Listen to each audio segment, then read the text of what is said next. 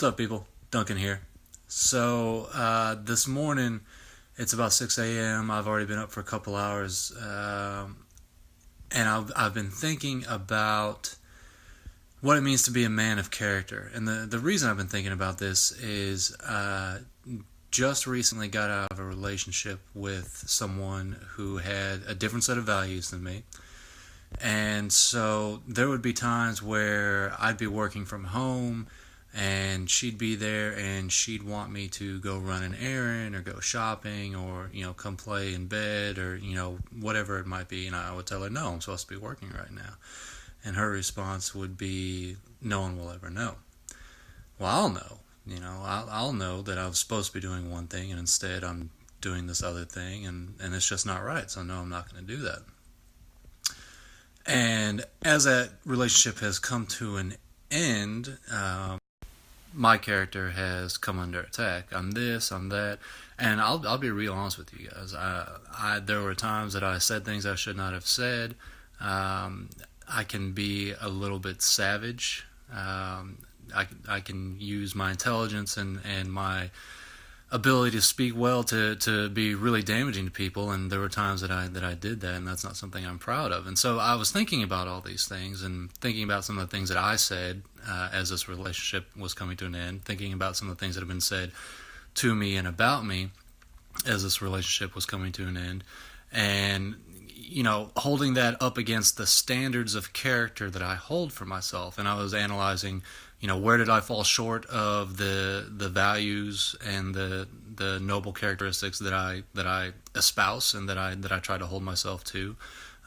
Where did I demonstrate that I am a man of character? And just kind of taking stock of the situation. And so that got me thinking about this project I've been working on. I call it Seventh Gear, and really I've been working on this for about 10 years. And Seventh Gear is a map of sorts to the type of life that I want to lead and the type of person I want to be. It's highly complex. There's a lot of parts to it. There's a high level of specificity. It's got everything from goal setting and action planning to there's a vision board component of it. There's 7 key components of life that I've identified that I want to develop mastery in. And so, what are the characteristics of my spirituality that I want to develop mastery in, and how do I go about that, and what does that look like? And it's got everything from a specific amount of money that I want in the bank, and pictures of the type of house that I want to live in, to verbiage and a framework around the sort of friend I want to be, and the sort of lover I want to be, so there's a materialistic component to it. There's a mental, there's an emotional, there's a spiritual component to it, and all it is I'm trying to map how do I become the type of person I want to be. How do I rise to the type of life I want to lead, and I'm mapping it out, and it's taking 10 years. 2 years ago, I started over from scratch, and I'm very excited about it. I'd spent a lot of time on it, and we'll talk more about that another day. But so I was thinking about these two things, about, am I a man of character? Have I conducted myself as a man of character? Why do people occasionally say I'm not? And, with this project that I've been working on, how does that reflect into this? And I realized with all the specificity, all the complexity around Seventh Gear, that being a man of character is not specifically called out, and it's not specifically defined, which is weird because I've defined very specifically a lot of other things, and having high character and high values and conducting myself in a noble fashion is something that's very important to me. So it was a bit of an epiphany to realize that this is not something that has been directly addressed in my planning, although it is implied throughout all of it.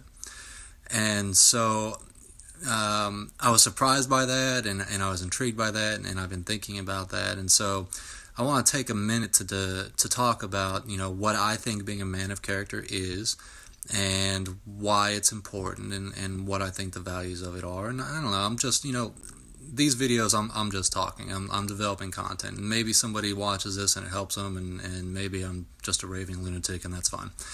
But But to me, being a man of character is not a terribly complex thing. It really is about, I hold myself to a higher standard in my words and my actions and my thoughts.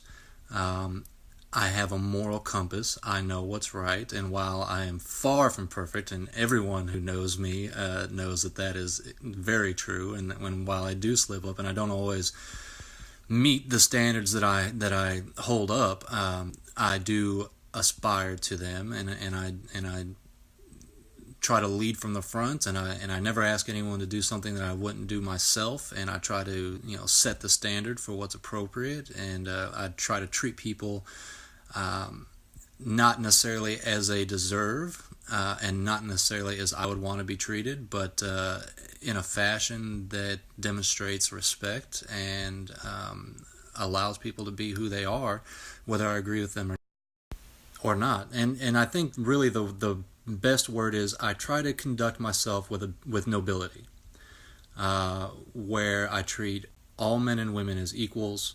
No one is below me. No one is above me.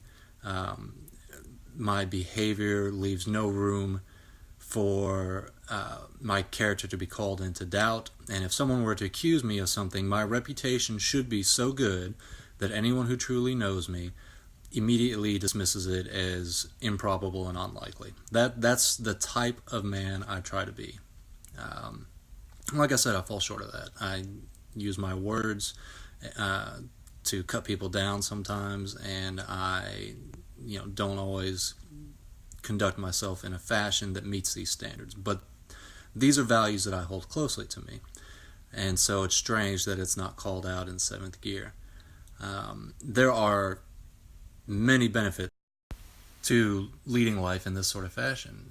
I've had opportunities to meet governors and senators. I've had, my career has been on an upward trend for the past 10 years. I'm now making more money a year than the average family in Arkansas makes. And I've just had blessing after blessing after blessing, even in the midst of hard times, even in the midst of tragedy.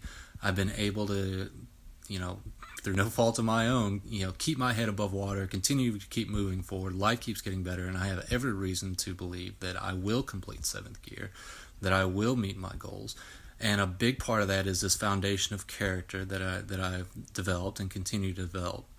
And it allows me to do things and go places and gain access to resources that I otherwise would not have. So character is important, and more than just the benefits of it, and there are very real, very tangible benefits, but more than that, I lay my head down to sleep every night and I don't have nightmares anymore. I have a very low stress life. I don't have to worry about the consequences of the choices I'm making because I hold myself to this higher standard in my choices. And so even when misfortune does arise, even when relationships fail, even when things go awry, I have very low stress because I have a clean conscience. And that, I think, is the most valuable thing to me, is whatever hardships I may experience in life, because of the choices that I make, because of the standards I hold myself to, they are, for the most part, not self-imposed hardships. And that is priceless. So, my encouragement to you, think about your character. Think about who you want to be. Develop that. Live that way. It's priceless. Love you.